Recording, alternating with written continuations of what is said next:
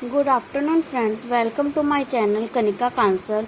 हम यहाँ पे तैयारी कर रहे हैं master cadre Hindi 2022 self study group के द्वारा।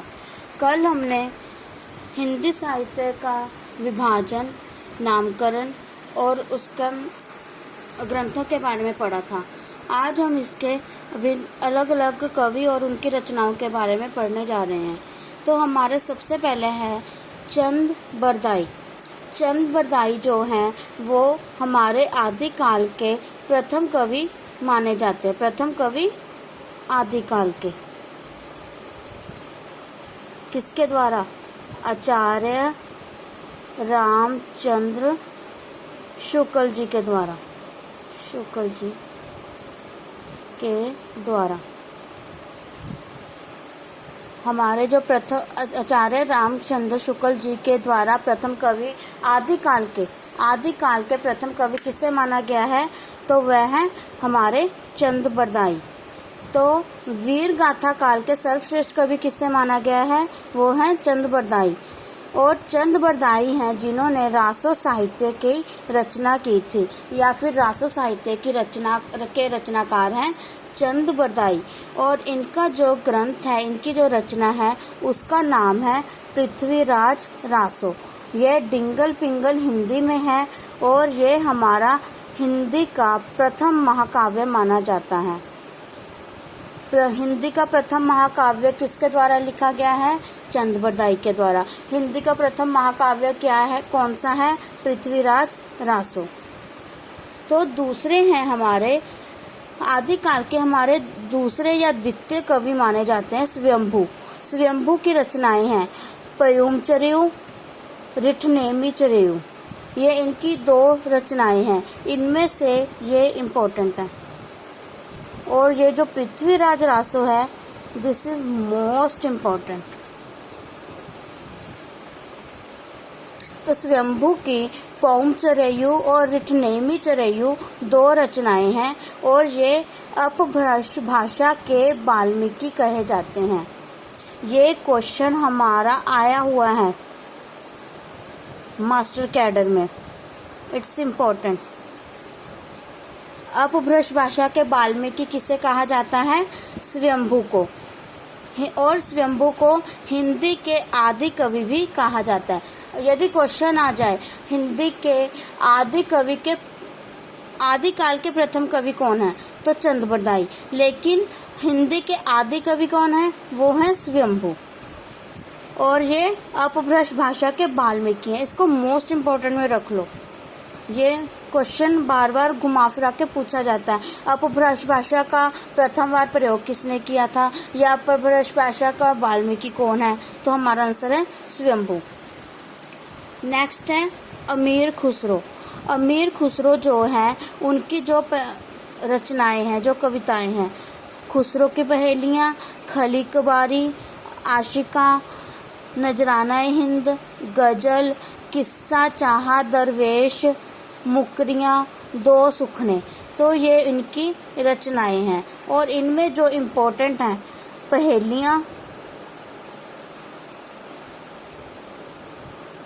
मुकरियाँ, दो सुखने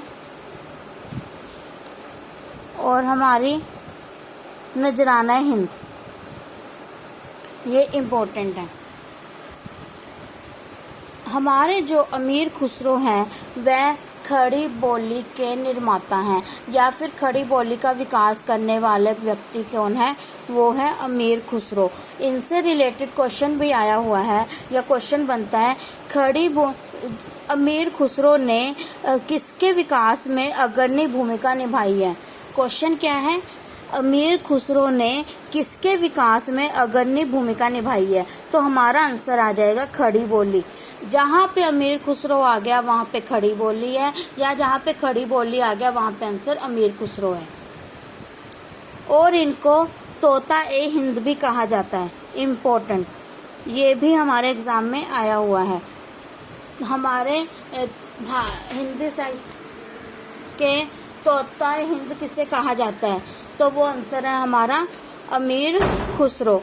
और इनको वॉइस ऑफ इंडिया भी कहा जाता है।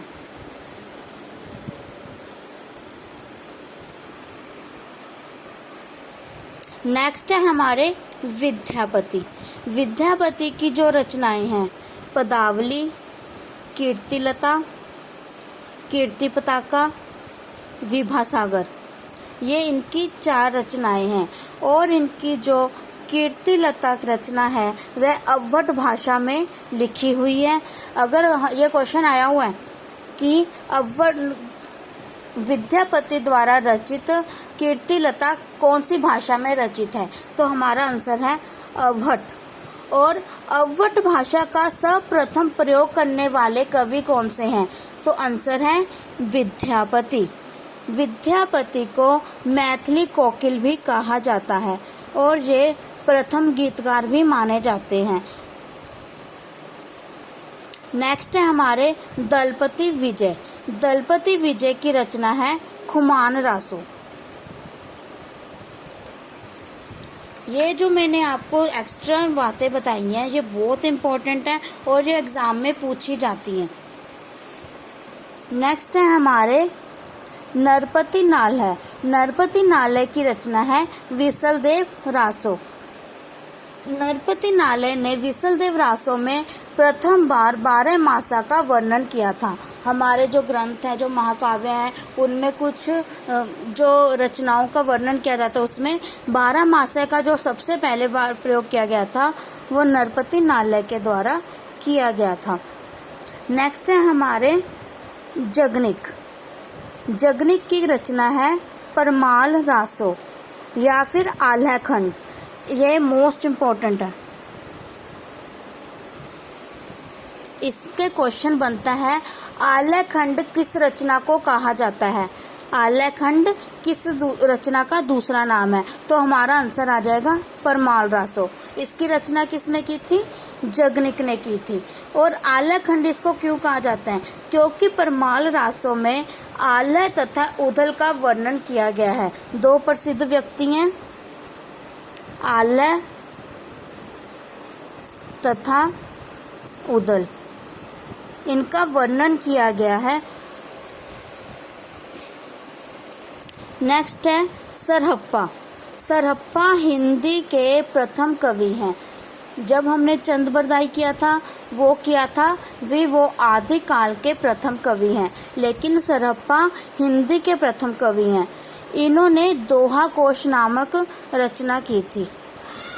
और सरहप्पा वह कवि हैं या वह विद्वान हैं जिन्होंने दोहा और चपाई का प्रथम बार प्रयोग किया था।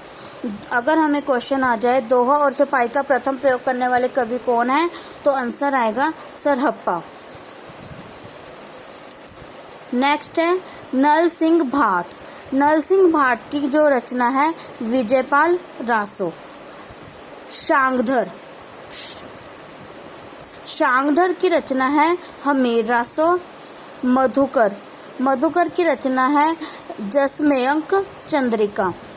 नेक्स्ट है हमारे केदार। केदार जी की रचना है जयचंद प्रकाश। तो ये हमारे कुछ आदिकाल के कवि हुए हैं जिनकी रचनाएं हैं। ये इन्होंने मतलब कि 1, 2 या 3, 4 इतनी ही रचनाएं की हैं, लेकिन इन्होंने कुछ ना कुछ विशेषताएं हैं। जो हमारे पहले 8 हैं वो बहुत मोस्ट इम्पोर्टेंट हैं। आगे वाले सिर्फ हमारे आदिकाल के कवि हैं, हमने इसलिए इसको पढ़ना है। हमें पता होना चाहिए कि ये हमारे आदिकाल के कवि हैं। तो हम कल एक और वीडियो लेकर आऊंगी जिसमें हम आदिकाल के कवियों के बारे में पढ़ेंगे और जिसमें हम तुलसीदास के बारे में पढ़ेंगे और ऐसे अन्य कवियों के बारे में भी पढ़ेंगे। तो कल मिलते हैं। अगर आपको मेरी ये इन्फॉर्मेशन अच्छी लगे तो मेरे चैनल को लाइक कीजिए, सब्सक्राइब कीजिए, शेयर कीजिए। Thank you so much.